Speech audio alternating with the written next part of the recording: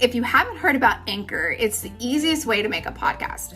Let me tell you about it. It's free, which is amazing. And there are these really cool creation tools that allow you to record and edit your podcast right from your phone or your computer. Anchor will even distribute your podcast for you, so it's easy to be heard on Spotify, Apple Podcasts, anywhere you get podcasts. And you get to make money with no minimum listenership, which is really cool. It's everything you need to make a podcast all in one place. Download the free Anchor app or go to anchor.fm to get started right away. Yoga teachers, mindfulness leaders, and energy workers, are you ready to stop side hustling and start making an income doing what you love?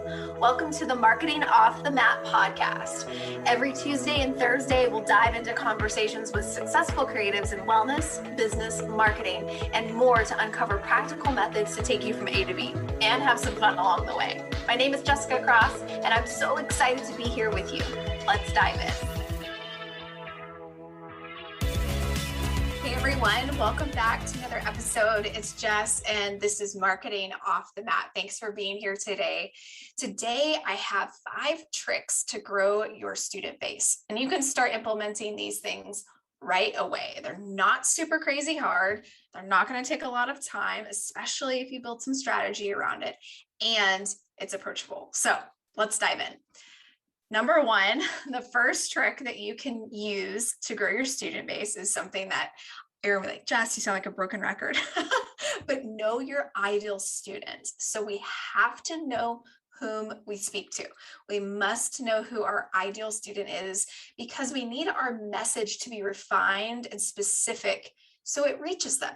Because when we say our message into a room of people and it's very specific, like a hey you versus a hey Jess, it lands differently, right? Because if someone knows that they're being spoken to in a crowd, they will turn around. Otherwise, they'll just assume that you're speaking to everybody else. So we want to deliver a refined and specific message because otherwise we're not going to be able to stand out.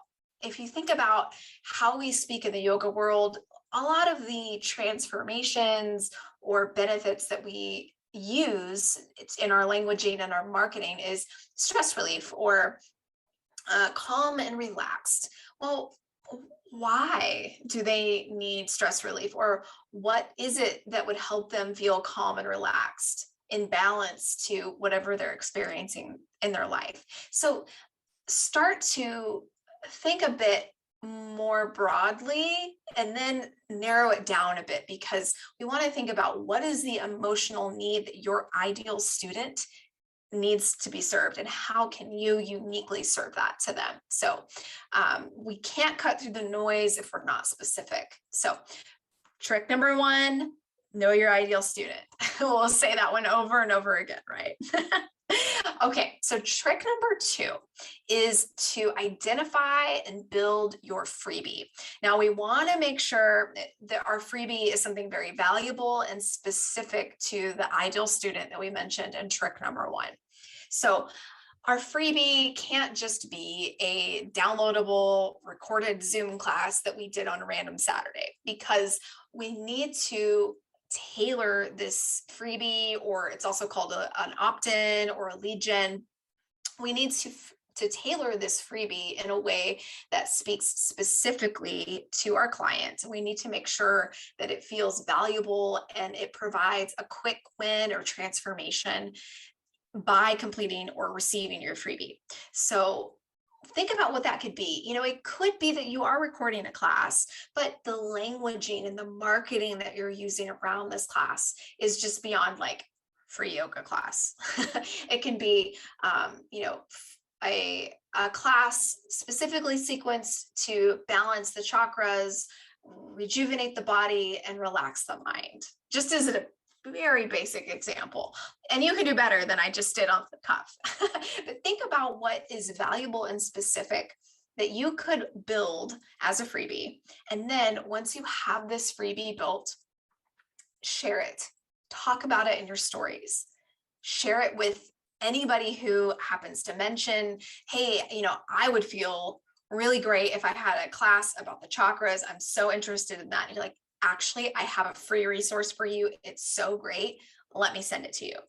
Start being open and transparent with the incredible value that you're providing in this freebie, because that's what's going to get them the transformation, is if they get the freebie from you. And this is a way to grow your student base. So we definitely are building our student base when we're on Instagram.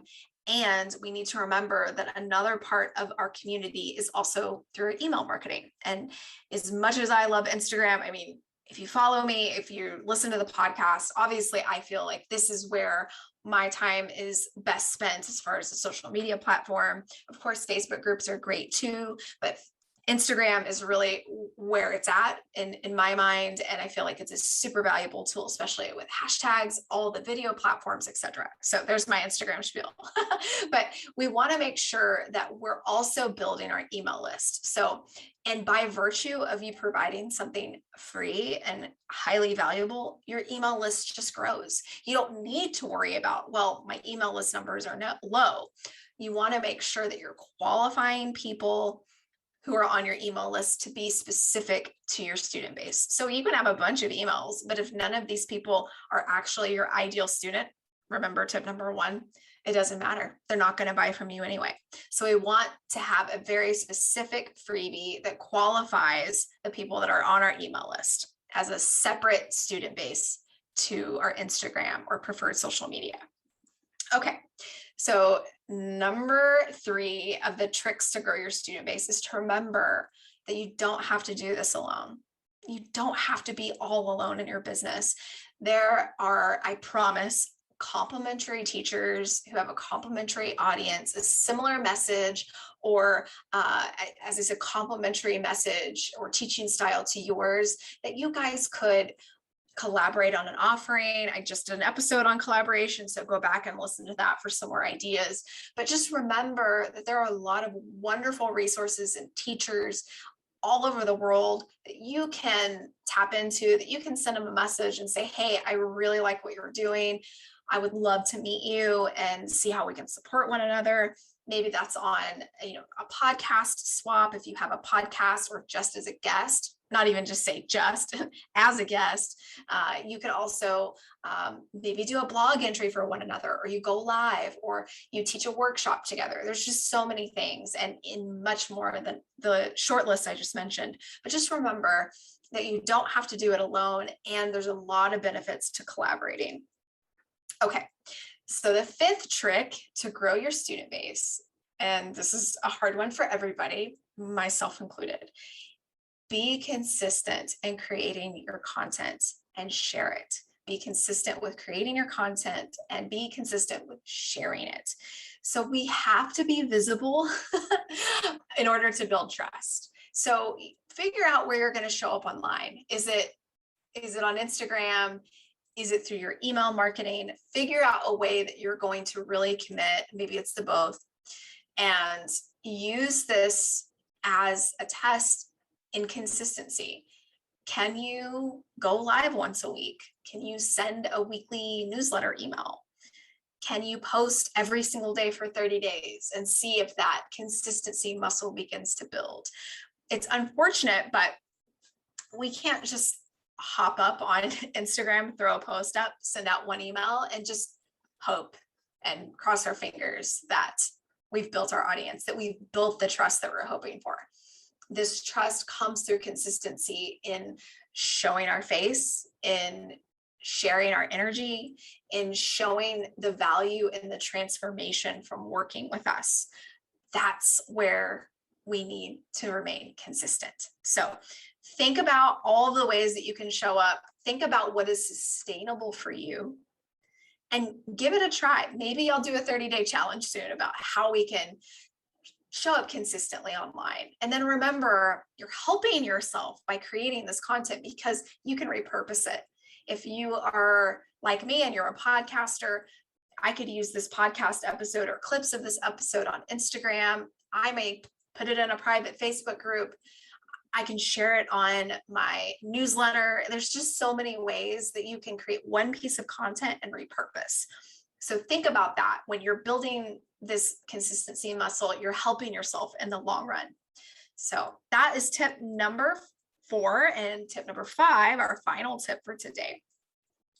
You got to engage. You must engage with the audience that you're growing. So we're doing all this work. We've found our ideal student, or we're refining our ideal student. We've delivered a highly valuable freebie to them. We remember that we have sister and brother teachers out in the world that we can collaborate with, complementary businesses that we can lean upon to bring in super cool offerings. We're starting to be consistent and remembering that we can start over at any time. Today is a new day. And then we've got to remember that we've got to engage with these folks. We have to respond to comments on Instagram. It's part of it. We've got to, send a DM to a new follower or somebody who engaged with you in your stories, or listened to your live talk, or maybe they responded to your email. They came to your workshop. We've got to remember that we've got to have a place for people to see us, for our faces and our offerings to be visible as one thing, but for us to continue to build the relationships is another. So it's meant to be social. If you're on social media, it's meant to be a relationship. It's meant to be a conversation, not I'm going to throw it out there and hope you see it. My friend Erica calls it posting and praying. It's the same thing when it comes to sending out an email or throwing up a workshop and not engaging with somebody who has a question about it. So we've got to be engaging with our audience in ways that helps build trust, that helps build the relationships that will stand the test of time. That these people will be hungry for your offers because they already trust you. They love what you have to offer. They love your energy, and they're ready to spend time with you. So we have to remember too, with all of these cool tricks that we've just mentioned, know your ideal client, building your freebie, remembering that collaboration is an incredible option, being consistent and engaging with the audience, that we have all these super cool tools at our fingertips in order to reach our students.